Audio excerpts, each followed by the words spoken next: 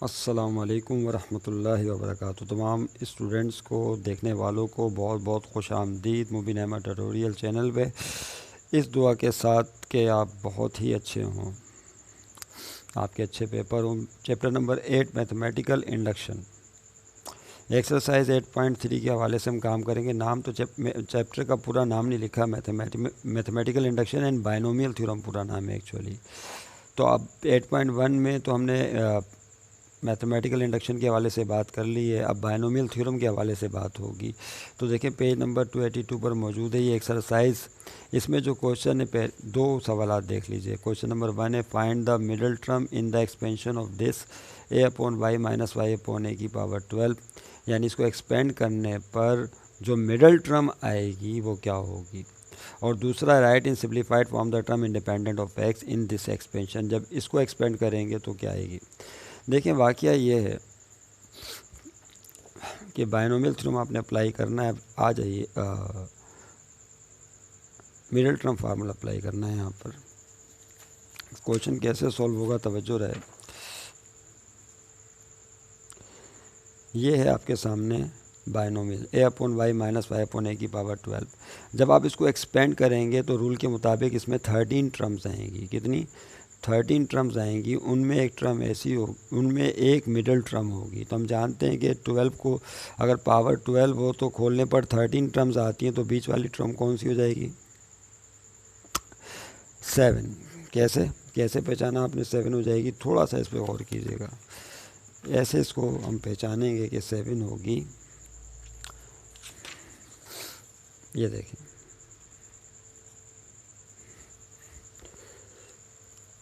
इसको खोलने पर 13 टर्म्स आएंगी। कितनी टर्म्स आएंगी? 1 2 3 4 5 6 7 8 9 10 11 12 एंड 13। कितनी हो गई? 13। 6 टर्म नीचे से गई और 6 टर्म ऊपर से गई। 1 2 3 4 5 6 1 2 3 4 5 6। तो बीच में टर्म कौन सी फंसी? n। अच्छा, एक तरीका तो ये मिडल टर्म बताने का कि इसको एक्सपेंड करने पर 13 टर्म्स आएंगी, मिडल टर्म 7 होगी। इसके अलावा एक तरीका और भी, मिडल टर्म फार्मूला कहलाता है, वो आप इस्तेमाल करके मालूम कर सकते हैं। उसके लिए करना ये होता है, मिडल टर्म नंबर या मिडल टर्म नंबर मालूम करने के लिए, जो हम फार्मूला इस्तेमाल करते हैं वो है n+2/2। यानी यहाँ पर ये n की वैल्यू 12 है, जो इंडेक्स है वो n की वैल्यू कहलाती है, वो यहाँ पुट कर दें तो 12 आ जाएगा। 12 + 2/2, 12 में 2 ऐड करेंगे तो 14, 14 को 2 से डिवाइड करेंगे तो 7 आ जाएगा। तो इस तरह भी पता चलता है कि इसकी जो मिडल टर्म नंबर है वो 7 होगा, यानी आपको 7th टर्म मालूम करनी है। इसके अलावा इसको सवाल हल करने का कायदा ये होगा, तवज्जो रहे, क्वेश्चन सॉल्व कैसे करेंगे। तो सॉल्यूशन में करना ये है आपने कि सबसे पहले फार्मूला यहाँ पर ये इसकी लिस्ट तैयार कर लें आप। ये रहा, इस क्वेश्चन को सॉल्व करने के लिए रिक्वायर्ड टर्म फार्मूला ये है TR+1 is equal to NRA की पावर n-RBR। ये फार्मूला हम यहाँ पे इस्तेमाल करेंगे। Is that clear? तो देखिए कैसे होगा इस्तेमाल।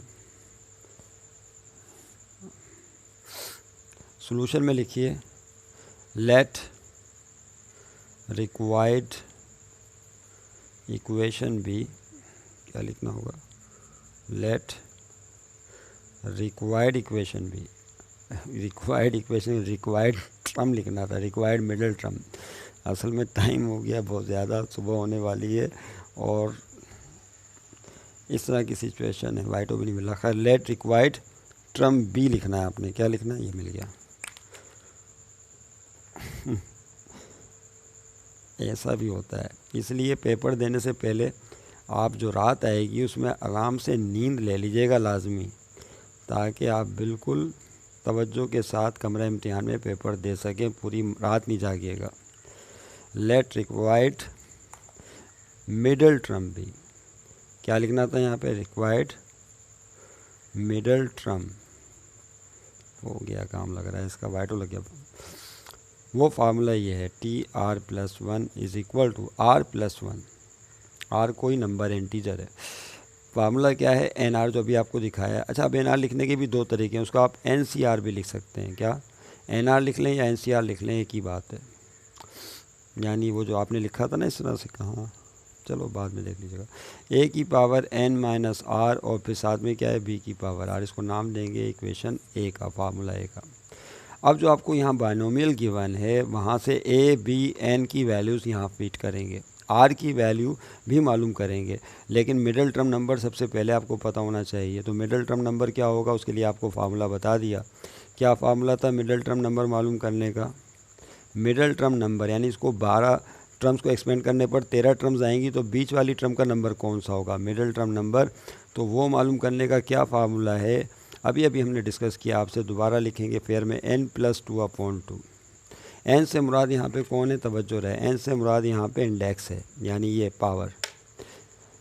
यहाँ पुट कीजिए तो क्या हो जाएगा 12 और आगे 2/2। 12 में 2 प्लस करेंगे तो 14/2। आप जानते हैं 2 1 2 2 7 14, तो आ जाएगा 7। इसका मतलब है मिडिल टर्म नंबर क्या होगा? 7 होगा। Is that clear? अच्छा, मिडिल टर्म नंबर 7 होगा तो बड़ी टेक्निकल बात है, यानी r+1 की वैल्यू क्या हो जाएगी फिर बोलिए? r+1 की वैल्यू 7 होनी चाहिए, तो उसके लिए r की वैल्यू क्या होनी चाहिए? 6। यहाँ थोड़ा सा आपने इस्तेमाल करना है, ट्रिक इस्तेमाल करनी है, क्योंकि आपको 7वीं टर्म चाहिए और ये आपने टर्म फर्ज की है tr+1 के, वो टर्म है, इसका मतलब ये टर्म 7वीं होगी। 7वीं टर्म बनाने के लिए r की वैल्यू क्या पुट करेंगे? यहाँ पे 6 पुट करेंगे, ज़ाहिर है 6+1 क्या हो जाएगा? 7। तो यहाँ से आपको r की वैल्यू पता चल जाती है। क्या r की वैल्यू क्या होगी? 6 होगी। समझ रहे हैं बात को? ये है टेक्निक r की वैल्यू मालूम करने का। उसके बाद यहाँ पर n की वैल्यू क्या है वो देख सकते हैं आप। n is equal to 12। जो बाइनोमियल की पावर है वो n कहलाता है, वो आप जानते हैं। उसके बाद a क्या है? a किसे कहते हैं? तवज्जो रहे, यहाँ पर ये जो आपको नज़र आ रहा है ना a/y, बाइनोमियल का पहला हिस्सा, this is the value of a। इस फार्मूले का ये a है, तो ये हो गया a/y। अब इस बात से परेशानी हो जाइएगा कि यहाँ पे भी a है, यहाँ पे भी है। ये तो a/y जो है ये जो a है, ये वाला a इस फार्मूले का a है, और यहाँ पर वो किसके बराबर है? a/y के बराबर है। उसके बाद रह गया मसला b का। किसका? b की वैल्यू क्या होगी? देख लें यहाँ पे इस फार्मूले में b भी तो चाहिए ना आपको। b की वैल्यू आप समझ गए होंगे कि b की वैल्यू उसके बाद वाली रकम होगी y/a, लेकिन याद रहे कि इसके साथ अगर माइनस है तो उसको भी शामिल करेंगे, यानी b की वैल्यू हो गई माइनस का y/a। समझ रहे बात को? b की वैल्यू क्या हो गई? माइनस का y/a। अब देखें, इनको पुट कर दीजिए कहाँ पर? इक्वेशन नंबर ए में। तो पुट इन, ये आपके सामने मौजूद है, पुट इन इक्वेशन नंबर या फार्मूला नंबर है मिडल, ये जनरल टर्म फार्मूला भी कहलाता है, इसमें आप पुट कर दीजिए। नज़र आ रहा है? हाँ आ रहा है। तो जहाँ आर आएगा, एक जगह आर, दो जगह आर, तीन जगह आर, चौथी जगह आर, जहाँ जहाँ आर आएगा वहाँ पे क्या पुट कर देंगे बोलिए? 7। तो देखें आर की जगह आया नहीं, आर की वैल्यू 7 नहीं होगी, 7 तो मिडिल टर्म है, आर की वैल्यू क्या है? 6 है। 6 + 1 इज इक्वल टू, और फिर है NCR, n की वैल्यू है 12 और r की वैल्यू है 6। फिर उसके आगे a की जगह क्या आएगा बोलें? a/y, और होल पावर है n-r यानी 12 - 6, और उसके बाद b की पावर है r, तो b की जगह आएगा माइनस का y/a और होल पावर r की जगह आया 6। ये स्टेप बहुत इंपॉर्टेंट है कि जिसमें आपने वैल्यूज़ फिट करनी होती हैं। r 1 2 3 4 जगह है, तो आपने 4 जगह 6 पुट कर दिया। n जो है वो उसकी जगह 12 आ गया, 2 जगह n है 12 आ गया।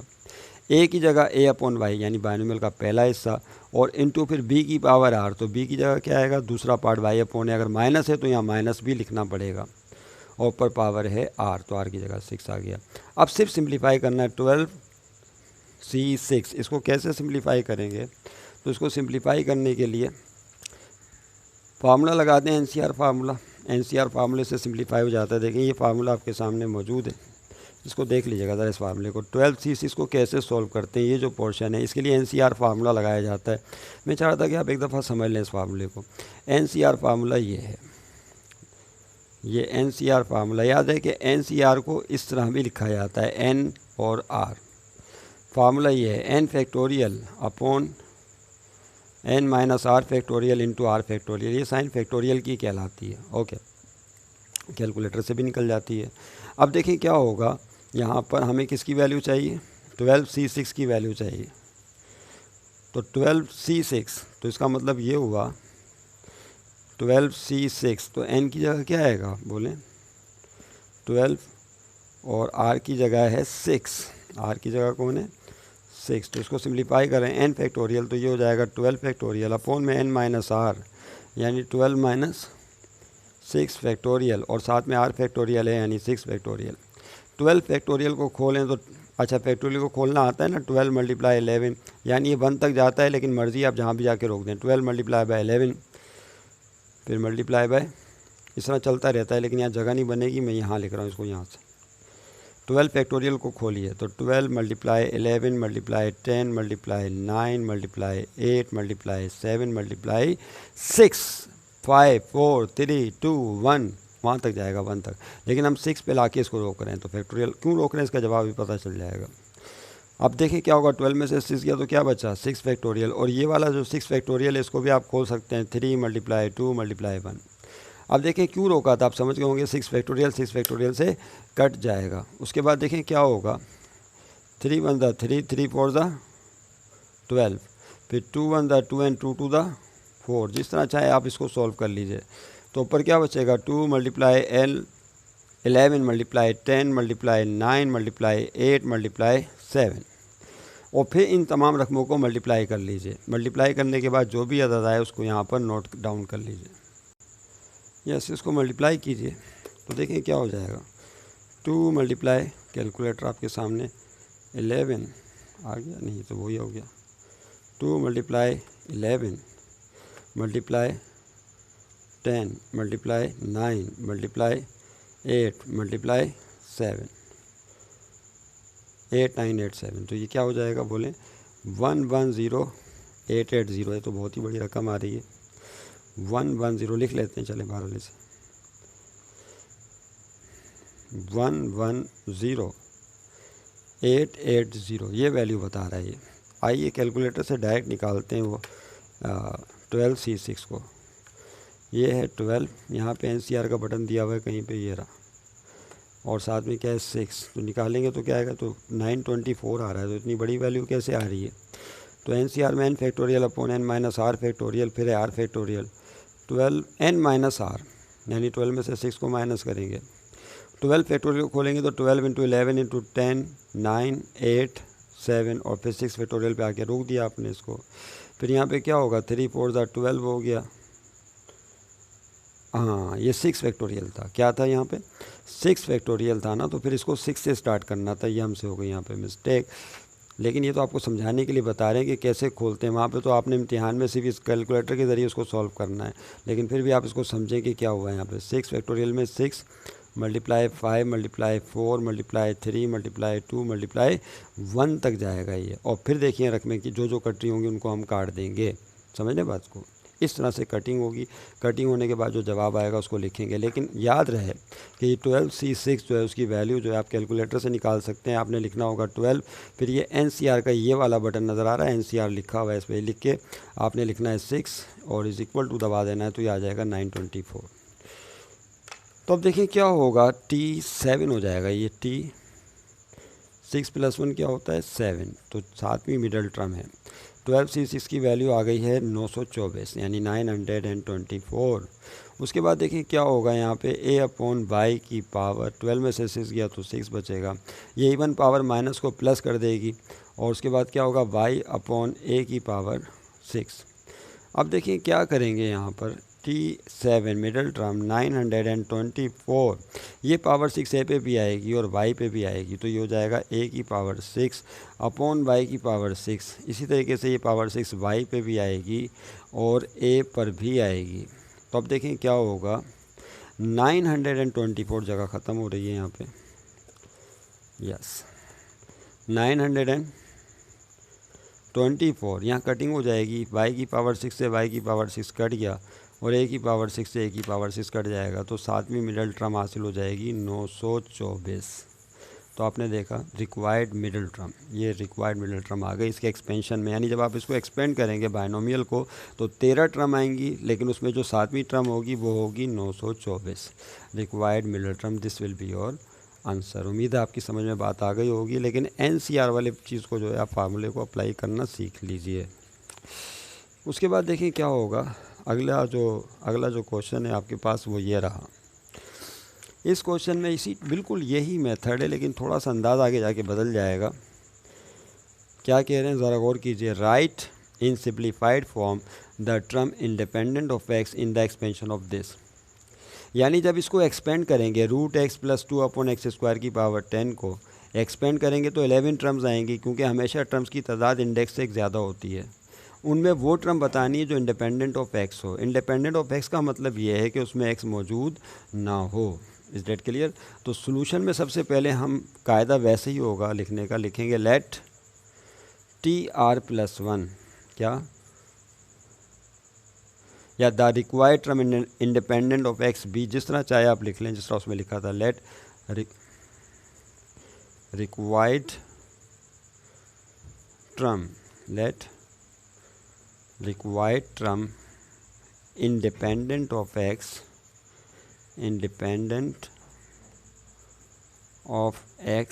बी, फर्ज कर लें वो रिक्वायर्ड टर्म ये है। फिर यहाँ पे हम वो रिक्वायर्ड टर्म फार्मूला एक ही है सदाबहार, TR+1। चाहे अब इसी से मिडल टर्म भी निकलती है, इसी से जो है वो टर्म इंडिपेंडेंट ऑफ एक्स भी हासिल हो जाती है। इसको जनरल टर्म फार्मूला भी कहते हैं। TR+1 इज इक्वल टू क्या होगा बताइए, फार्मूला क्या था अभी लिखा है NCR, और फिर है a की पावर n-r, उसके साथ है b की पावर r। इसको नाम देंगे फार्मूला नंबर a का। ओके, अब यहाँ पर आपको ज़रूरत है वैल्यूज़ की। तो देखें सबसे पहले यहाँ पर आप गौर करें तो n की वैल्यू क्या है, बोलिए 10। सही। फिर आपसे पूछा जाए कि बताएं क्या a की वैल्यू क्या है, तो a की वैल्यू क्या है बोलिए। a की वैल्यू ये होती है बायनोमियल में जो पहले लिखी जाती है, डेट इज़ √x। उसके बाद b की वैल्यू लिखनी है आपने। b की वैल्यू क्या होगी बोलिए। b की वैल्यू ये होगी बायनोमियल जो में बाद में लिखी जाती है, second term of the binomial 2/x²। लेकिन r की वैल्यू अभी हमें बराह रास्त पता नहीं चल सकती, क्योंकि हमें टर्म नंबर ही नहीं पता कि कौन सी टर्म इंडिपेंडेंट ऑफ x है। r की वैल्यू सोल्यूशन के दौरान हासिल होगी। पहले आप कीमतें पुट करेंगे इक्वेशन ए में, पुट करने के बाद ये जो x आएगा उस x को फिर एक जगह करेंगे, उसकी पावर को फिर 0 के बराबर लेके इंडिपेंडेंट ऑफ एक्स टर्म निकालते हैं, और वहाँ से r पता भी चल जाता है। इस कीमतों को यहाँ पुट करें प्लीज़। तो ये क्या होगा, जहाँ r है r की जगह r ही रहेगा, TR+1 इज इक्वल टू, लेकिन n की जगह आ जाएगा 10 जो हमें मालूम है, r की जगह r आया, फिर a की जगह आएगा √x। अच्छा याद रहे कि √x को x की पावर हाफ भी लिख सकते हैं।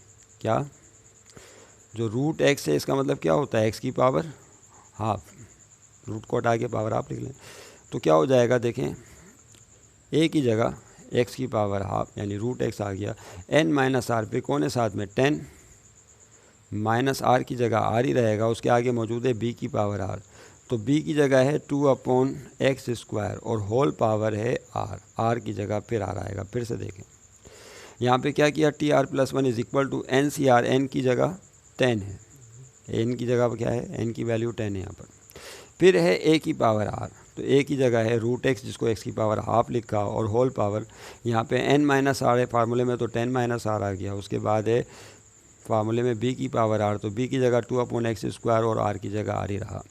अब देखिए क्या होगा, अब इसको इस तरह सिंप्लीफाई करना है कि x दो जगह है ये एक जगह आ जाए, बस इतनी मैथ आपने अप्लाई करनी है, बाद में फिर बिल्कुल आसान हो जाएगा। तो TR+1, अब 10CR इस रकम को तो एंड तक ढूंढना पड़ेगा, अब तक r नहीं निकल आता। अब देखिए क्या होगा, x की पावर, यस ये पावर पे पावर आया तो पावरें मल्टीप्लाई हो जाती हैं, तो हाफ पहले 10 से मल्टीप्लाई होगा, फिर हाफ -r से मल्टीप्लाई होगा। ओके, इसको मल्टीप्लाई करके लिख लीजिए या ऐसे ही छोड़ दें। ये हाफ मल्टीप्लाई हुआ किससे, 10 से, नज़र आ रहा है, फिर -हाफ मल्टीप्लाई होगा किससे, r से। उसके बाद देखें यहाँ पे क्या होगा, ये जो r है 2 पे भी आएगा, x² पे भी, तो 2 की पावर r हो गया, अपॉन में ये r(x² पे आएगा, तो x की पावर पे पावर आ जाए तो पावरें मल्टीप्लाई हो जाती हैं, तो 2r। अब देखें क्या करेंगे, yes TR+1 is equal to, yes ये जो 10CR है अपनी जगह रहा, जाहिर सी बात है तो मजबूरी है हमारी, इसको लेके चलना है। x की पावर क्या हो जाएगा, 2 1 2, 2 5 10, तो 5 1 5, और -r1 से मल्टीप्लाई हो के r, और अपॉन में क्या मौजूद है 2। अब देखिए यहाँ क्या होगा, 2 की पावर r और अपॉन में x की पावर 2r, ऐसे ही। अब इस x की पावर 2r को ऊपर शिफ्ट कर दीजिए, तो tr+1 is equal to 10cr, और ये देखें क्या हो जाएगा, x की पावर 5 माइनस r/2 अपनी जगह रहा, x की पावर 2r को जब ऊपर भेजेंगे तो उसकी पावर प्लस में ऊपर जाके किस में हो जाती है, माइनस में, -2r, और ये जो 2 की पावर r है ये आगे लिख दीजिए इसी तरह। ओके सर, आ रहा है? हाँ शुक्र है, आ रहा है। उसके बाद देखिए क्या होगा अब अगले स्टेप में, तवज्जो रहे, tr+1 is equal to 10cr, इसको लिख लें, और उसके बाद ये जो 2 की पावर r है इसको भी शुरू में लिख लें, 2 की पावर r। अब यहाँ पर बेस x जो है सेम है, तो कायदा ये कि सेम बेस मल्टीप्लाई हो रहे हो तो एक दफ़ा बेस लिख के पावरों को ऐड कर लेते हैं, तो ये हो जाएगा 5 माइनस r/2 और माइनस का 2r, यानी x एक दफ़ा लिख के इसकी पावर उसकी पावर को एक साथ लिख लिया, ऐड कर लिया। इसको नाम दे दें इक्वेशन नंबर b का, और यहाँ रुक जाइए। उसकी वजह क्या है, रुकने की वजह क्या है, क्योंकि अब वो मकाम आ गया कि जब हम टर्म इंडिपेंडेंट ऑफ x मालूम कर सकते हैं। हम जानते हैं कि इस टर्म को x से आज़ाद उसी वक्त किया जा सकता है जब x की पावर 0 हो जाए। x की पावर 0 हो तो x की पावर 0 1 के बराबर होती है। हम जानते हैं किसी भी नंबर पे पावर 0 हो जाए तो वो क्या हो जाता है, 1। तो अगर हम इसकी पावर को 0 के बराबर ले लें तो हमें रिक्वायर्ड टर्म हासिल हो सकती है जिसमें x मौजूद नहीं होगा। तो अकॉर्डिंग टू गिवन कंडीशन हमने क्या करना है, जो पावर है 5 माइनस r/2 और फिर साथ में कौन है, माइनस का 2r, इसको लेना है 0 के बराबर अकॉर्डिंग टू गिवन कंडीशन, ताकि टर्म इंडिपेंडेंट ऑफ x हासिल हो। ये लेने के बाद तरकीब क्या होगी कि यहाँ से r की वैल्यू निकल आएगी। ये है वो तरीका कि जिससे r निकलेगा इस टाइप के सवाल में। अब यहाँ पर देखें r निकालने के लिए क्या करेंगे, ये जो +5 है, प्लस का 5 इसको उधर शिफ्ट कर दीजिए दूसरी तरफ, तो यहाँ बचेगा माइनस का r/2 फिर माइनस का 2r और इज़ इक्वल टू +5 वहाँ जाके क्या हो जाएगा, -5, क्योंकि हमें तो जाहिर सी बात है बाहर की वैल्यू चाहिए। अब देखें क्या हो जाएगा, यस